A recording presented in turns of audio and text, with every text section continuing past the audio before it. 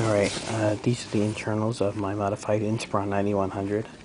You can see I put a little heatsink on this Broadcom chipset of some sort. I think that might be the...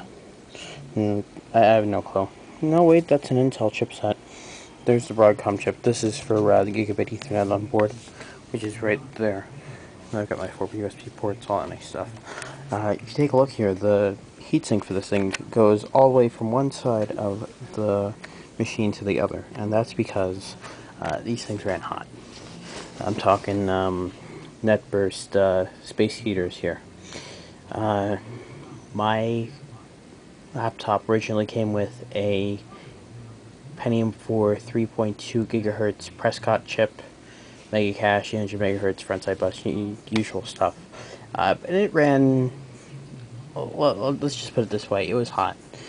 66 degrees Celsius idle. That's well a little bit below the TJ Max, which is about 78 or so. I think 80 was like the highest you would want to go before you would need to shut it down. So it ran hot.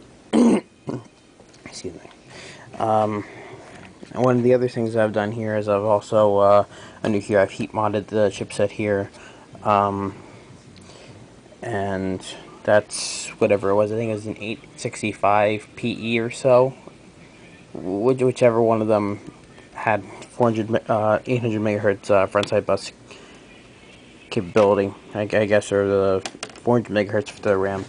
Under here, I have two, these were chipset coolers. They're actually, I think they're, I don't know, I think they're copper-plated aluminum. They're really cheaply made. They were in two machines that I came into contact with about a year ago, I guess. And what I did was I used some metal to sort of make them flush with the main part of the heatsink up top here. This is actually just an add-on for the heatsink that goes from here to here, and pretty much just made it so the air blows over them. It gets more airflow past something being heated up and gets a little more airflow out. Something that I notice I've done here, you can see here, this one is actually going the correct way. This one is not. This one is actually 90 degrees off, so I've got to change that at some point later on. And then that has Arctic Silver 5 underneath, the usual stuff. Pentium 4 2.4 that's in here right now is a Northwood core, hyper-threaded, half mega cache, and it's missing some of the stuff the Prescott chip had, as well as it's missing about 800 megahertz or so off the speed. But what I lose in speed, I gain in I don't gain in temperature. So it idles at about 38 degrees Celsius, 40 degrees Celsius. Doesn't get much higher than 48 degrees Celsius doing normal tasks. And it will go up to a high of 56 at any given time. I just opened this up to clean this up.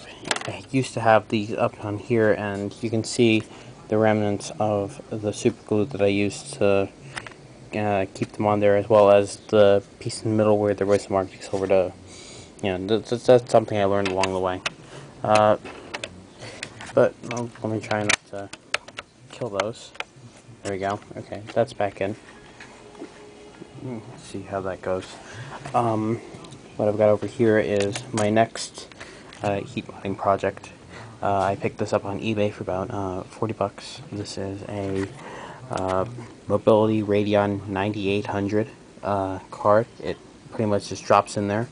Mine originally came with a Mobility Radeon 9700, which I have the remnants of here.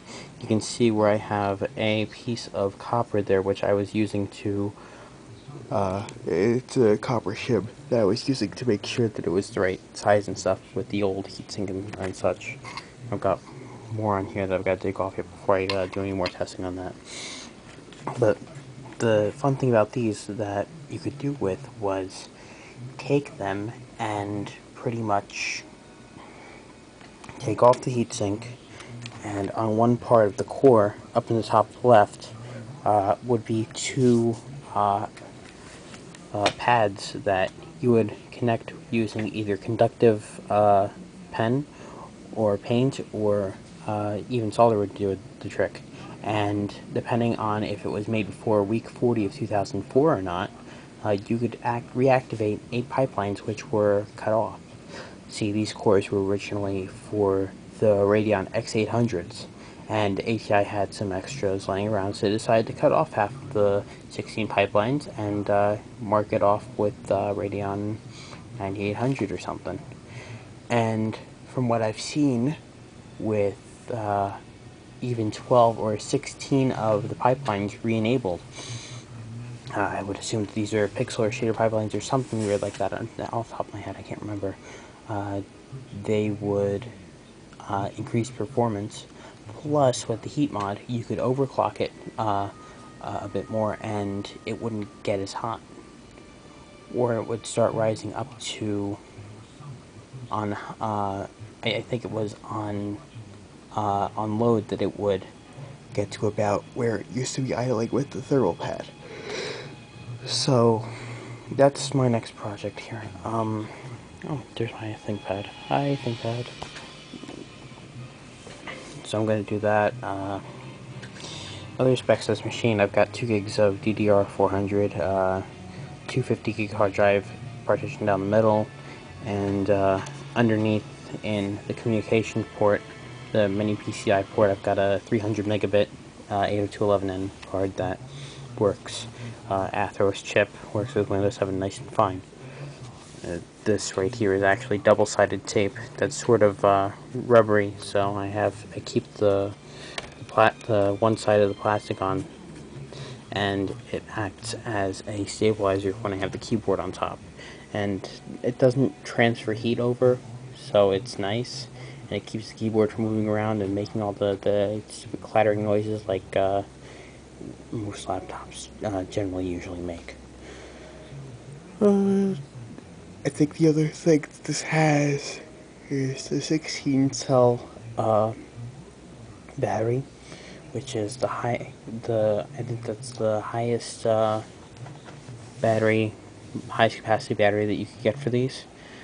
And that's something that I actually got 2 years ago as a replacement through Dell, because mine was supposedly defective, or was in a number of batteries that were determined to be possibly defective. So I just replaced it through them, and I got it for free. Hey, that's their problem, not mine. So I pretty much got a free battery out of it. I get about 3 hours of battery life with this CPU. With the old CPU, I would get about an hour and change. So it's even better. I may upgrade a little bit to a 2.8 gigahertz Northwood HD core. It's been kind of lagging a little bit with HD video. This does do 1080p video. The screen is 1920 by 1200, so it does do it, but it's a little laggy as far as it goes because it needs a higher end CPU as well. The GPU does not do all the processing like one thinks it would, so that's what it needs. We've got about a minute left here. What else we got here? The fans and a couple other components, like the top of the armrest stuff came from a donor 9100 that I picked up for free, not too far from my house. I picked it up about 2 towns over. I met some guy in a parking lot, and I got it off of Craigslist, and I gave him a 15-inch panel in return for it. So that's pretty good. Other than that, that's pretty much it. All I have to do now is finish this up, and as well as get a PC card, sound card, because I'm going to need one, or a USB too, because the onboard shares a controller board with the fan on this end, so it actually gives some interference back. So that's what I have in planned for this for the next good 3 to 4 months or so as I can afford it. So that's that for this. I've just given you a little bit inside of what I have here, and hopefully that's it's giving you a little more into what kind of a behemoth these suckers used to be. All right, all right.